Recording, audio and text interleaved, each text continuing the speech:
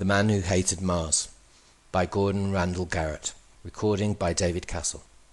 To escape from Mars, all Clayton had to do was the impossible. Break out of a crack-proof exile camp, get onto a ship that couldn't be boarded, smash through an impenetrable wall of steel.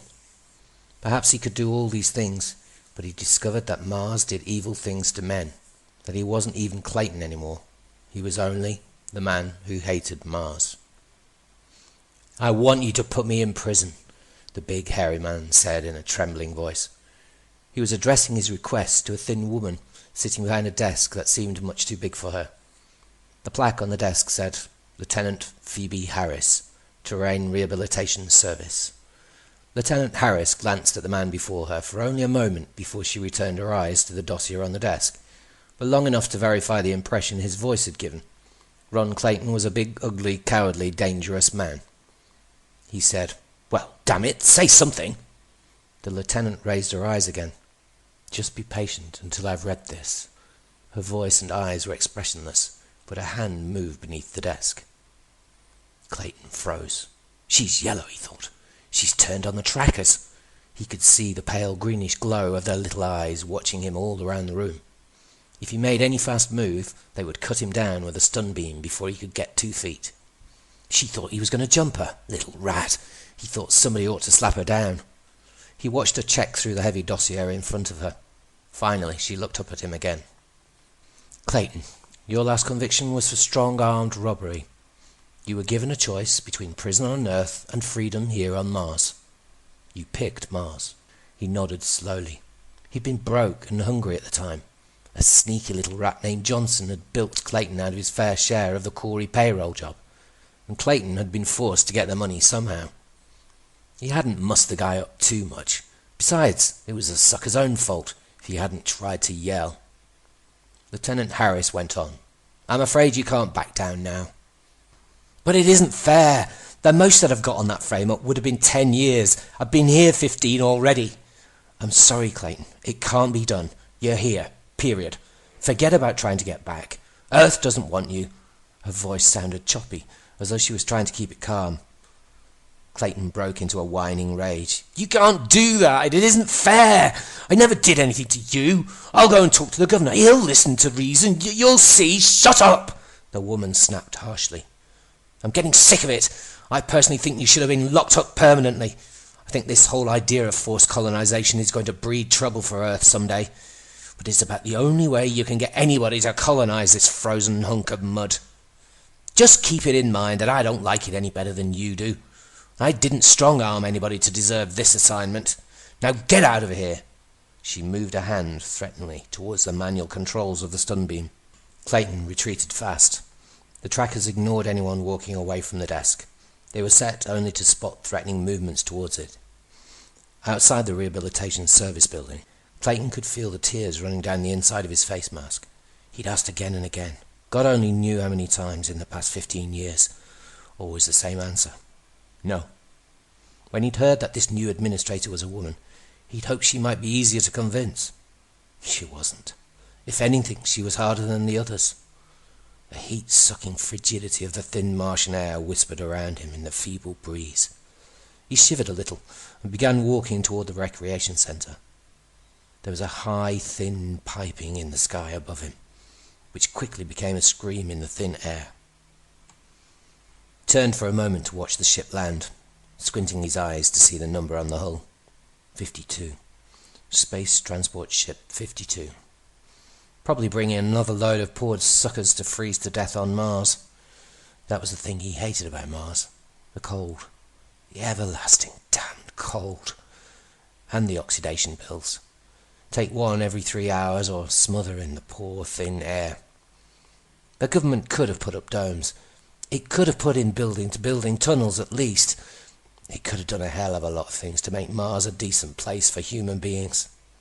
But no, the government had other ideas. A bunch of big-shot scientific characters had come up with the idea nearly 23 years before. Clayton could remember the words on the sheet he'd been given when he was sentenced. Mankind is inherently an adaptable animal. If we are to colonize the planets of the solar system, we must meet the conditions on those planets as best we can. Financially, it is impracticable to change an entire planet from its original condition to one which will support human life as it exists on Terra. But man, since he is adaptable, can change himself, modify his structure slightly, so that he can live on these planets with only a minimum of change in the environment. So they made you live outside and like it. So you froze, and you choked, and you suffered. Clayton hated Mars. He hated the thin air and the cold. More than anything, he hated the cold. Ron Clayton wanted to go home. The recreation building was just ahead. At least it would be warm inside. He pushed in through the outer and inner doors, and he heard the burst of music from the jukebox. His stomach tightening up into a hard cramp. They were playing Heinlein's Green Hills of Earth. There was almost no other sound in the room, although it was full of people. There were plenty of colonists who claimed to like Mars, but even they were silent when that song was played. Clayton wanted to go over and smash the machine, make it stop reminding him. He clenched his teeth and his fists and his eyes and cursed mentally. God, how I hate Mars. When the hauntingly nostalgic last chorus faded away, he walked over to the machine and fed it full of enough coins to keep it going on something else until he left. At the bar he ordered a beer and used it to wash down another oxidation tablet. It wasn't good beer. It didn't even deserve the name. The atmospheric pressure was so low as to boil all the carbon dioxide out of it. The brewers never put it back in after fermentation. He was sorry for what he'd done, really and truly sorry. If they'd only give him one more chance, he'd make good. Just one more chance, he'd work things out. He'd promised himself that both times they'd put him up before, but things had been different then. He hadn't really been given another chance, what with parole boards and all. Clayton closed his eyes and finished the beer. He ordered another. He'd worked in the mines for 15 years. It wasn't that he minded work really, but the foreman had it in for him, always giving him a bad time, always picking out the lousy jobs for him. Like the time he'd crawled into a side boring in Tunnel 12 for a nap during lunch. The foreman had caught him. When he promised never to do it again if the foreman wouldn't put it on a report, the guy said, "Yeah, sure. Hate to hurt a good guy's record." Then he'd put Clayton on report anyway. Strictly a rat. Not that Clayton ran any chance of being fired. They never fired anybody, but they'd fined him a day's pay. A whole day's pay. He tapped his glass on the bar, and the barman came over with another beer. Clayton looked at it, then up at the barman. "Put a head on it." The bartender looked at him sourly. "Got some soap suds here, Clayton. One of these days I'm going to put him in your beer if you keep pulling that gag." That was the trouble with some guys. No sense of humour. Somebody came in the door, and then somebody else came in behind him, so both inner and outer doors were open for an instant. A blast of icy breeze struck Clayton's back and he shivered. He started to say something, then changed his mind. The doors were already closed again, and besides, one of the guys was bigger than he was. The iciness didn't seem to go away immediately. It was like the mine. Little old Mars was cold clear down to her core, or at least as far down as they'd drilled. The walls were frozen, seemed to radiate a chill that pulled the heat right out of your blood. Somebody was playing Green Hills again, damn them.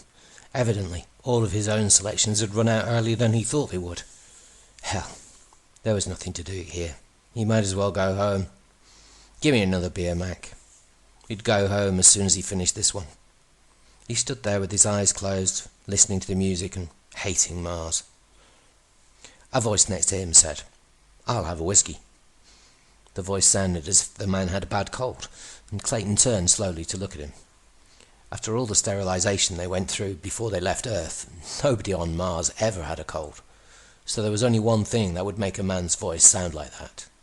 Clayton was right. The fellow had an oxygen tube clamped firmly over his nose. He was wearing the uniform of the Space Transport Service. "Just get in on the ship?" Clayton asked conversationally. The man nodded and grinned. "Yeah, 4 hours before we take off again." He poured down the whiskey. "Sure cold out." Clayton agreed. It's always cold.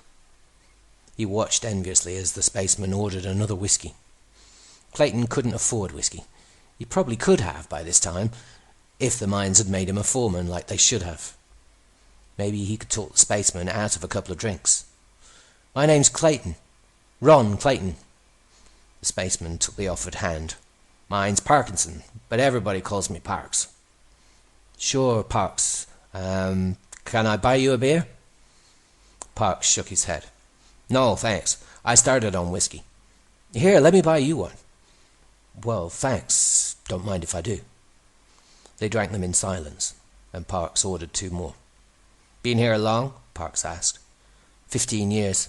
15 long, long years. Did you, Parks looked suddenly confused. Clayton glanced quickly to make sure the bartender was out of earshot. Then he grinned. You mean, am I a convict? No, I came here because I wanted to. But, he lowered his voice, we don't talk about it around here, you know? He gestured with one hand, a gesture that took in everyone else in the room. Parks glanced around quickly, moving only his eyes. Yeah, I see, he said softly. This your first trip? Asked Clayton.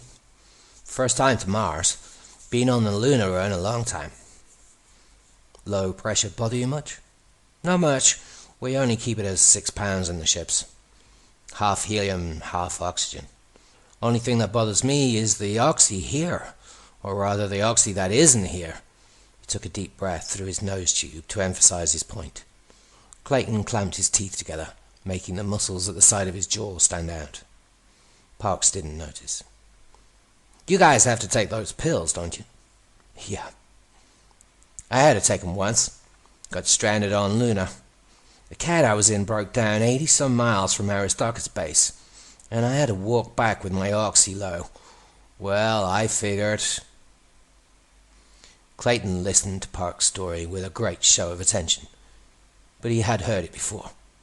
This lost on moon stuff and its variations had been going the rounds for 50 years. Every once in a while it actually did happen to someone, just often enough to keep the story going. This guy did have a couple of new twists, but not enough to make the story worthwhile. Boy, Clayton said when Parks had finished, you were lucky to come out of that alive. Parks nodded, well pleased with himself, and bought another round of drinks. Something like that happened to me a couple of years ago, Clayton began. I'm supervisor on the 3rd shift in the mines at Zante, but at the time I was only a foreman. One day, a couple of guys went to the branch tunnel to... It was a very good story. Clayton had made it up himself, so he knew that Parks had never heard it before. It was gory in just the right places, with a nice effect at the end. So I had to hold up the rocks with my back while the rescue crew pulled the others out of the tunnel by crawling between my legs. Finally they got some steel beams down there to take the load off, and I could let go. I was in hospital for a week, he finished. Parks was nodding vaguely.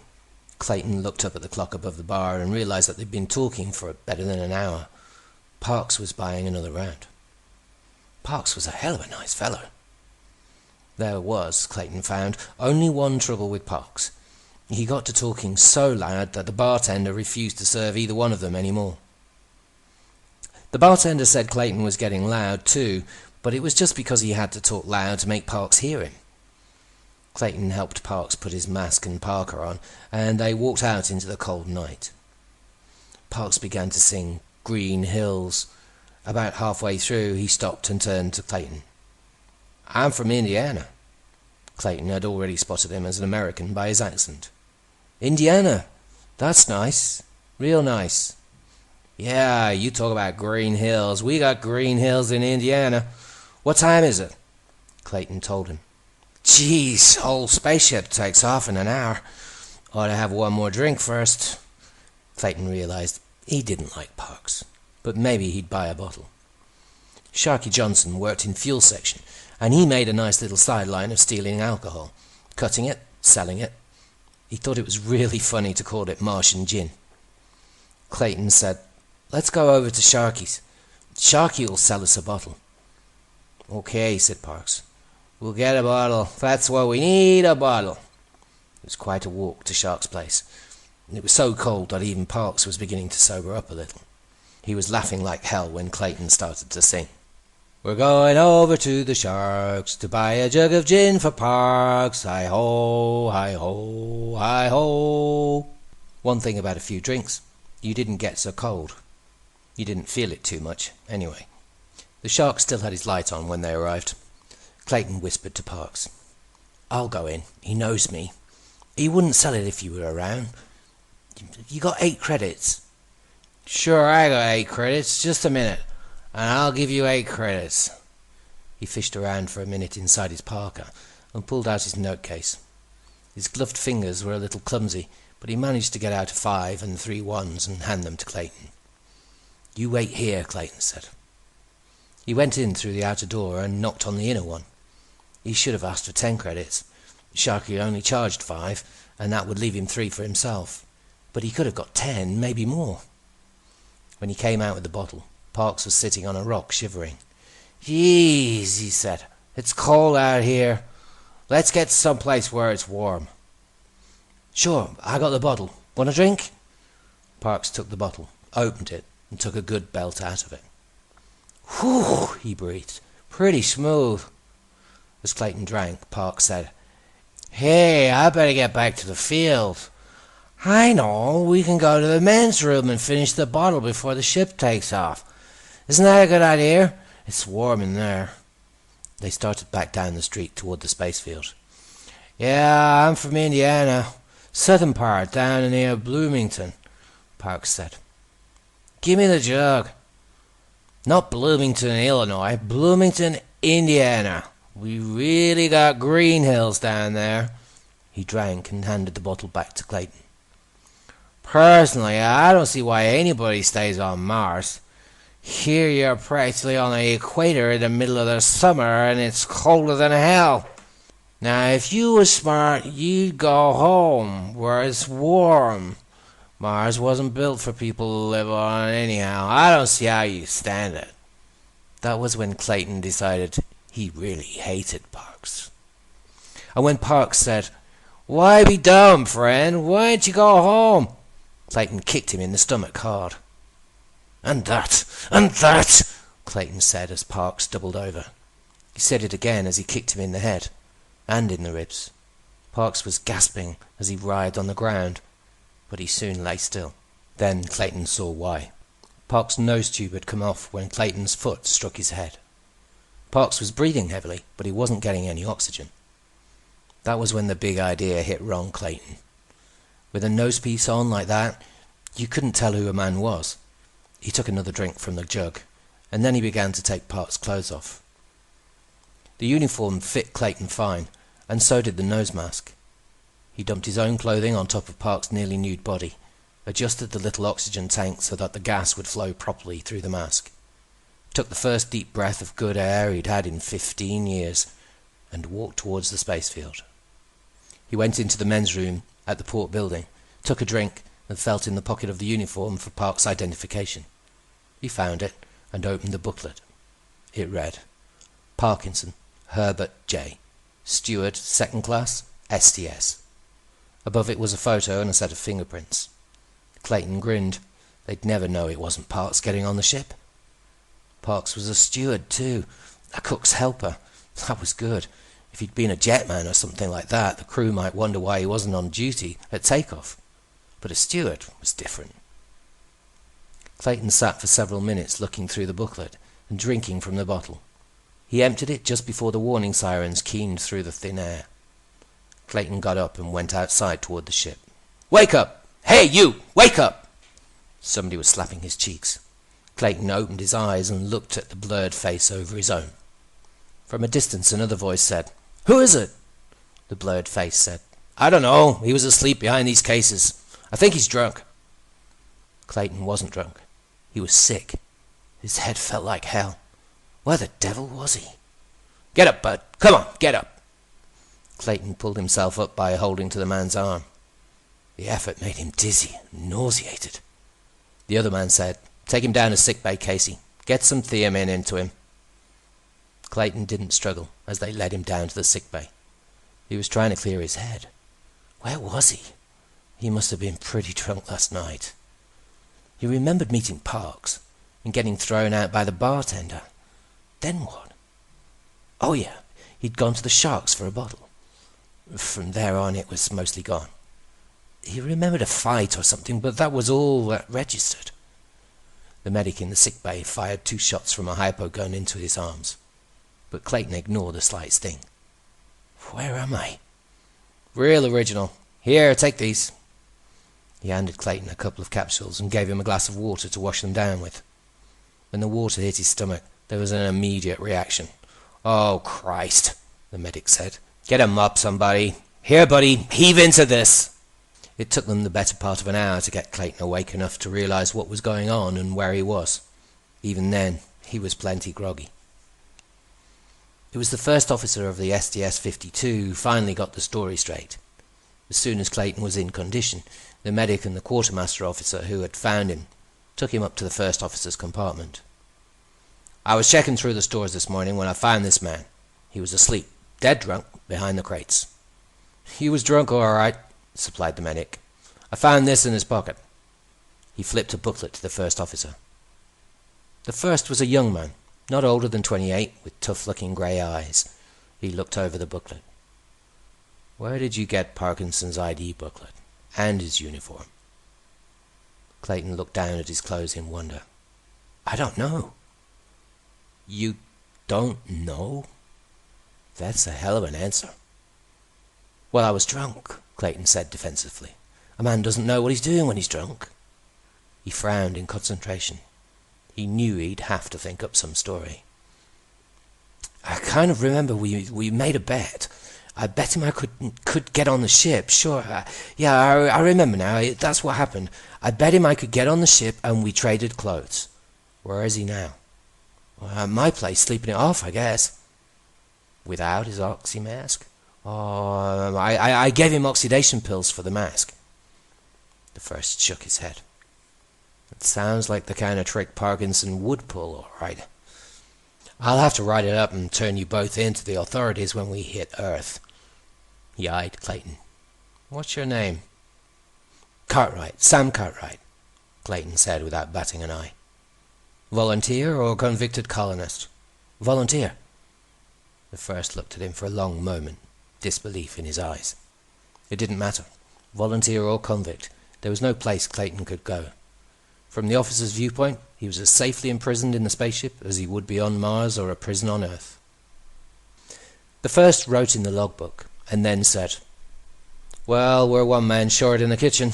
You wanted to take Parkinson's place, brother, you got it. Without pay. He paused for a moment. You know, of course, he said judiciously, that you'll be shipped back to Mars immediately, and you'll have to work out your passage both ways. It will be deducted from your pay. Clayton nodded. I know. I don't know what else will happen. If there's a conviction, you may lose your volunteer status on Mars, and there may be fines taken out of your pay too. Well, that's all, Cartwright. You can report to Kissman in the kitchen. The first pressed a button on his desk and spoke into the intercom. Who was on duty at the airlock when the crew came aboard last night? Send him up. I want to talk to him. Then the quartermaster officer led Clayton out of the door and took him to the kitchen. The ship's driver tubes were pushing it along at a steady 500 centimetres per second squared, pushing her steadily closer to Earth with a little more than half a gravity of drive. There wasn't much for Clayton to do, really. He helped to select the foods that went into the automatics, and he cleared them out after each meal was cooked. Once every day he had to partially dismantle them for a really thorough going over. And all the time he was thinking. Parkinson must be dead, he knew that. That meant the chamber. And even if he wasn't, they'd send Clayton back to Mars. Luckily, there was no way for either planet to communicate with the ship. It was hard enough to keep a beam trained on a planet without trying to hit such a comparatively small thing as a ship. But they would know about it on Earth by now. They would pick him up the instant the ship landed, and the best he could hope for was a return to Mars. No, by God, he wouldn't go back to that frozen mud ball. He'd stay on Earth, where it was warm and comfortable, and a man could live where he was meant to live, where there was plenty of air to breathe and plenty of water to drink, where the beer tasted like beer and not like slop. Earth, good green hills, the like of which exists nowhere else. Slowly, over the days, he evolved a plan. He watched and waited and checked each little detail to make sure nothing could go wrong. It couldn't go wrong. He didn't want to die, and he didn't want to go back to Mars. Nobody on the ship liked him. They couldn't appreciate his position. He hadn't done anything to them, but they just didn't like him. He didn't know why. He tried to get along with them. Well, if they didn't like him, the hell with them. If things worked out the way he figured, they'd be damn sorry. He was very clever about the whole plan. When turnover came, he pretended to get violently space sick. That gave him an opportunity to steal a bottle of chloral hydrate from the medic's locker, and while he worked in the kitchen, he spent a great deal of time sharpening a big carving knife. Once, during his off time, he managed to disable one of the ship's 2 lifeboats. He was saving the other for himself. The ship was 8 hours away from Earth, and still decelerating when Clayton pulled his getaway. It was surprisingly easy. He was supposed to be asleep when he sneaked down to the drive compartment with the knife. He pushed open the door, looked in, and grinned like an ape. The engineer and the 2 jetmen were out cold from the chloral hydrate in the coffee from the kitchen. Moving rapidly, he went to the spares locker and began methodically to smash every replacement part for the drivers. Then he took 3 of the signal bombs from the emergency kit, set them for 5 minutes, and placed them around the driver circuits. He looked at the 3 sleeping men. What if they woke up before the bombs went off? He didn't want to kill them, though. He wanted them to know what had happened and who had done it. He grinned. There was a way. He simply had to drag them outside and jam the door lock. He took the key from the engineer, inserted it, turned it, and snapped off the head, leaving the body of the key still in the lock. Nobody would unjam it in the next 4 minutes. Then he began to run up the stairwell toward the good lifeboat. He was panting and out of breath when he arrived, but no one had stopped him. No one had even seen him. He clambered into the lifeboat, made everything ready, and waited. The signal bombs were not heavy charges. Their main purpose was to make a flare bright enough to be seen for thousands of miles in space. Fluorine and magnesium made plenty of light and heat. Quite suddenly, there was no gravity. He had felt nothing, but he knew that the bombs had exploded. He punched the launch switch on the control board of the lifeboat, and the little ship leaped out from the side of the greater one. Then he turned on the drive, set it at half a G, and watched the SDS-52 drop behind him. It was no longer decelerating, so it would miss Earth and drift on into space. On the other hand, the lifeship would come down very neatly within a few hundred miles of the spaceport in Utah, the destination of the SDS-52. Landing the lifeship would be the only difficult part of the maneuver, but they were designed to be handled by beginners. Full instructions were printed on the simplified control board. Clayton stood at them for a while, then set the alarm to wake him in 7 hours, and dozed off to sleep. He dreamed of Indiana. It was full of nice green hills and leafy woods, and Parkinson was inviting him over to his mother's house for chicken and whiskey, and all for free. Beneath the dream was the calm assurance that they would never catch him and send him back. When the SDS-52 failed to show up, they would think he had been lost with it. They would never look for him. When the alarm rang, Earth was a mottled globe looming hugely beneath the ship. Clayton watched the dials on the board and began to follow the instructions on the landing sheet. He wasn't too good at it.